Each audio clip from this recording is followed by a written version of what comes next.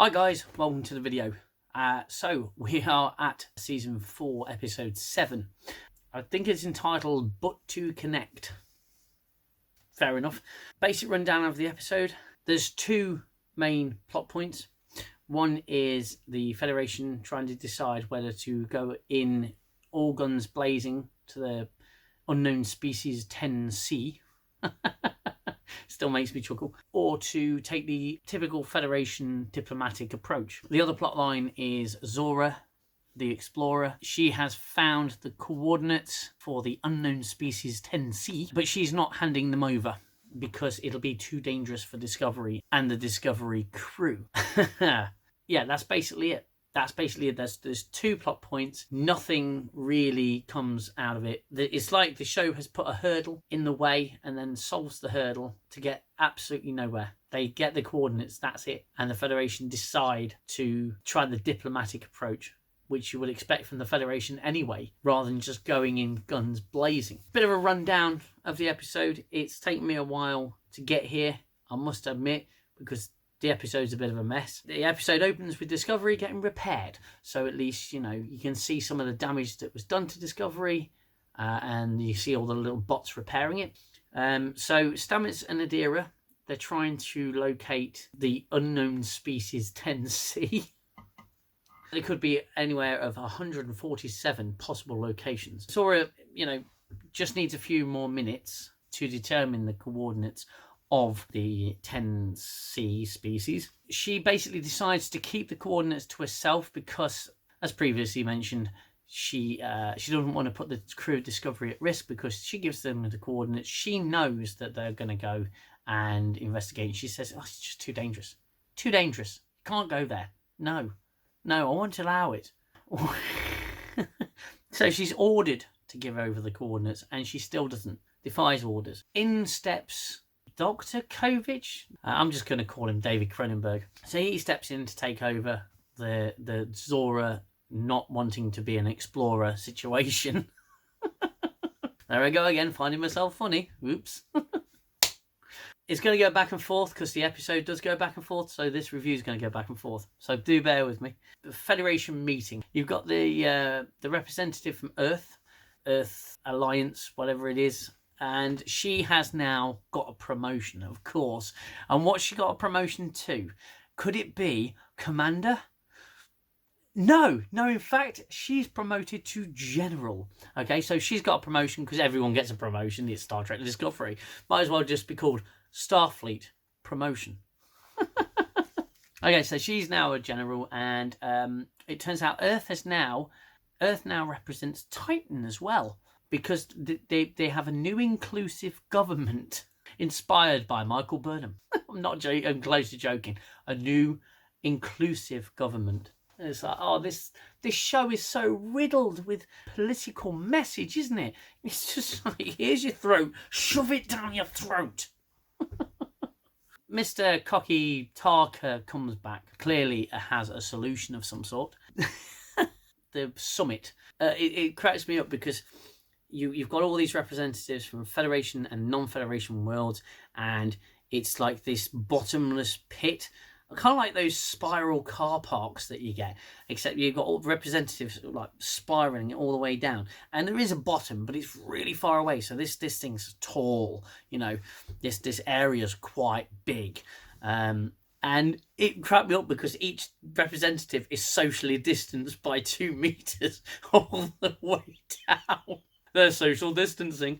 It was one of those things that just made me laugh. So some people want to attack, some want to talk to the unknown species 10C. Hopefully, if they do talk, they'll be able to figure out what they're actually called, rather than unknown species 10C, which is the most ridiculous placeholder name I've ever heard of. Back to the Zora situation. Stamets joins in on David Cronenberg and Saru. Comes in and says, Zora puts some music on. Basically, goes into the room, and again, it's one of those completely random moments where it just doesn't fit. Stamets goes, group hug. Come on, everybody. Group hug. Saru, come on, get in here. And Saru rightfully asks, what is with you? What is something the matter? What are you doing? And Stamets goes like this. And then Cronenberg goes, am I to understand that you're trying to basically talk without Zora hearing you for fear that she might do something drastic if she doesn't agree? It was just ridiculous. It was so stupid, so dumb. Cronenberg Kovic guy, he says, no, we're not going to do that. We're going to include Zora because it's, to do with her as well. I'm saying her because it sounds like a female voice. I could get in trouble. Don't assume. Never assume anything. So Stamets is cautious that Zora is actively controlled by her feelings. And the points that Stamets makes astounded me because they actually made sense. He's basically saying, look, you've got this computer sentient being that's in charge of discovery, that's controlling discovery, or is at least, part of its central system. And this thing's being guided by its feelings. You can't have that. And it's like, yeah, you know what, you're actually right, but this entire show is about feelings over facts. It was really it took me back. It actually took me back. He made some very good points. Kovic can actually extract Zora, the Explorer, from Discovery systems and can give her a new form. And he can give her a new form rather than just being this system and a computer.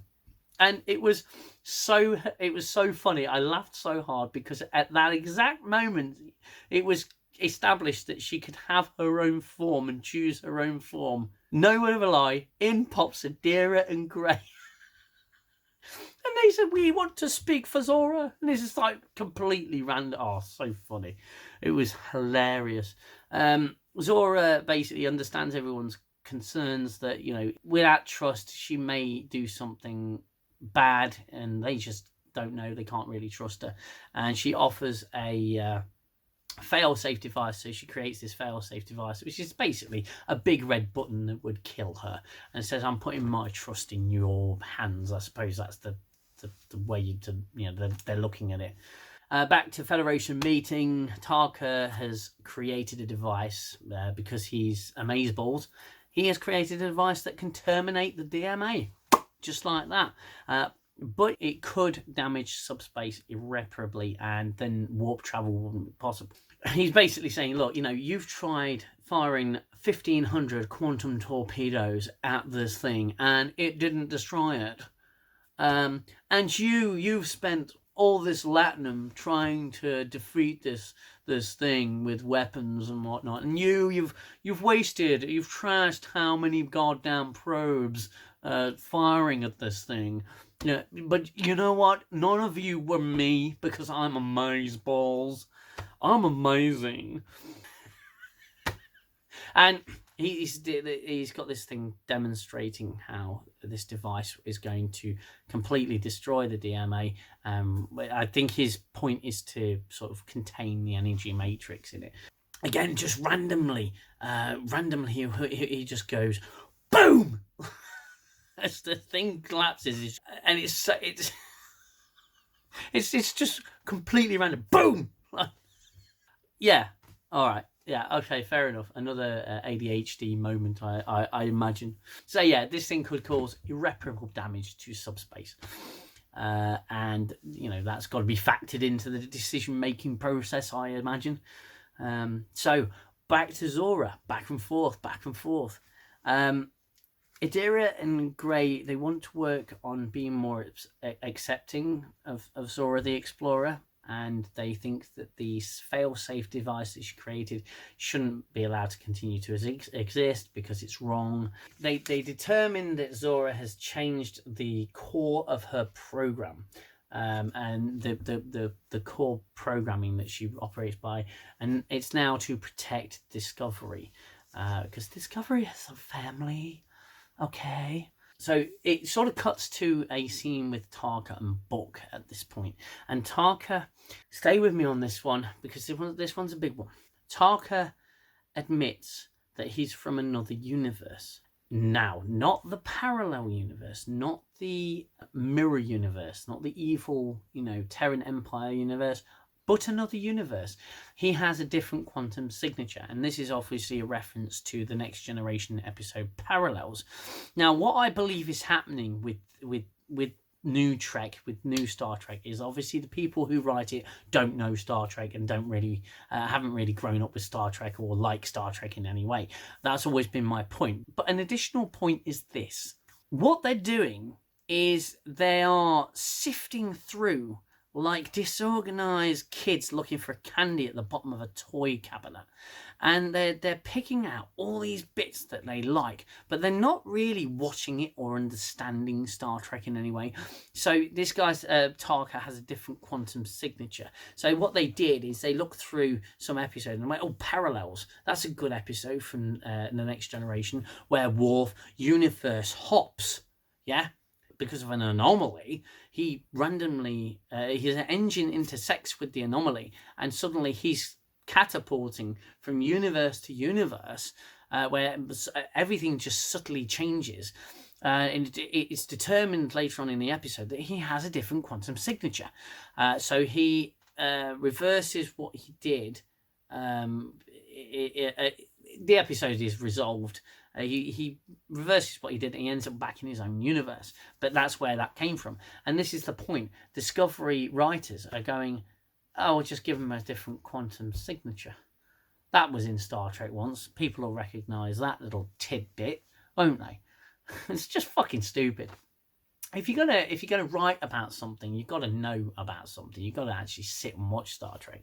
Which, by the way, I have sat and watched Star Trek my entire life since I was 5 freaking years old. So I do understand Star Trek. I am very passionate about the art of Star Trek, and the writers of this show are not. So there you go. Tarka's from another universe. He wants to get back there, but he needs a power source that is huge. And of course, the DMA's got a power source that is, the fuel of 100 billion hypergiants or whatever it is. I don't know. Book decides to make a plea to the Federation to attack the source of the DMA, the people behind the DMA. Let's strike first. Let's do it. And in the new Federation, that gets clapped. It gets an ovation. They're already standing, so it's just an ovation. It's just saying, yes, we should attack. That's exactly what we should do. And everybody, I present to you the new Federation. It cuts back to Zora, again back and forth. Cuts back to Zora. They found her subconscious, which is, for fuck's sake, it's a montage of images of the Discovery and its crew. And they're all hugging and happy and jolly and all hugging and kissing, and I just thought, for fuck's sake, even the computer is just focused on feelings and everything as all where it's all based, I guess. And I called it I literally said this out loud to myself. I said, wow, it's a montage of understanding, feelings and trust. And it's a montage within it. Oh, it's so funny. It's hilarious.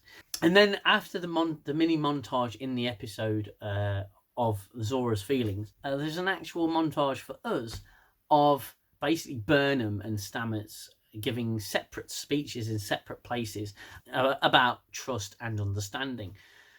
And it's got the piano music, and it's essentially just basic. The scene is so basic. The show is so basic. It's unbelievable. Somehow Stamets uses his voice and his words, and the writers give their skills of writing. Zora is convinced to give up the coordinates of the species 10C, and she does. The Federation votes for the peaceful first contact option rather than attacking, even though Book was clapped by pretty much everybody. Yeah, they vote for the peaceful option. Zora gets a Starfleet commission. The computer, the sentient being thing, gets a Starfleet commission. Gray, the Trill, that person so totally decides to go back to Trill. Okay, it was time to go. Gray decides to go back to Trill. Saru gives the Vulcan ambassador lady a plant.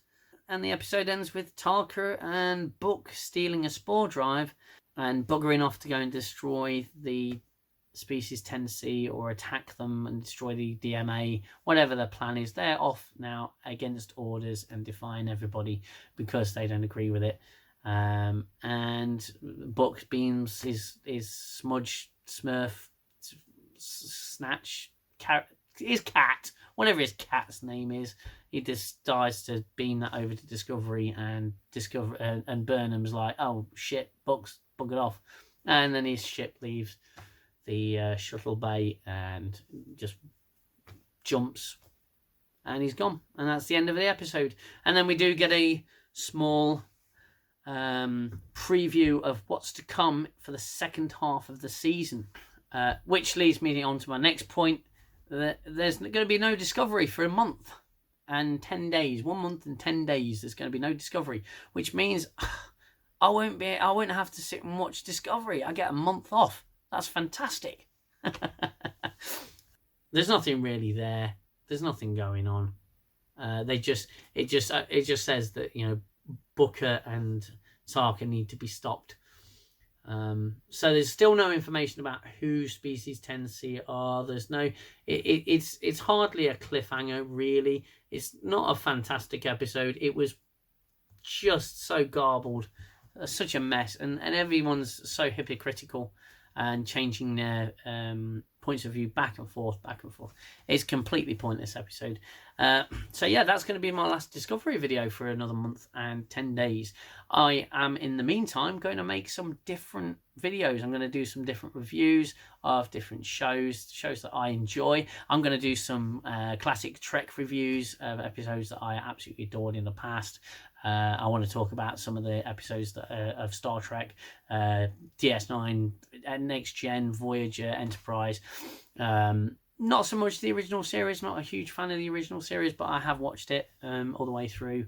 Probably do some reviews about some other shows that I really enjoy. I hope you have enjoyed the video so far. Thank you to everybody who has liked and subscribed to the channel so far. And if you haven't hit that subscribe button yet, then please consider subscribing. The content's going to keep flowing. Just because this absolute shit show has come to a season break doesn't mean I'm going to stop. But I tell you, I'm looking forward to shows like Cobra Kai. I believe that's coming in a few days, so I'm looking forward to seeing that. If you guys have any shows that you watch that you'd like to see me review, then please just hit that comment section and let me know. Don't forget to give the video a like, and once again, thank you for watching. Well done for making it through to the end of this first half of the season, and thank you so much for watching my videos and sitting there listening to me ramble on. Thanks very much. Take care of yourselves. Have a cracking new year, and let's have a good 2022. Bye bye for now. I need the silence, stop the violence of the war in my head. Time's the healer, the eraser of all done and said. As I fall back to my shelter, I know I'll